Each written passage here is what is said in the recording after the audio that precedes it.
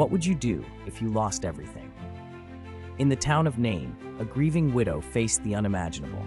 She was on her way to bury her only son, her heart shattered into pieces.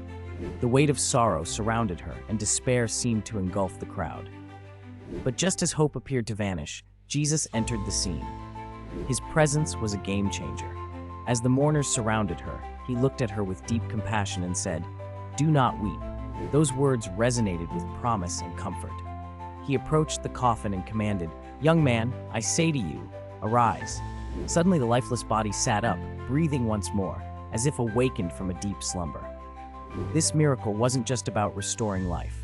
It was a profound message of love, hope, and divine intervention.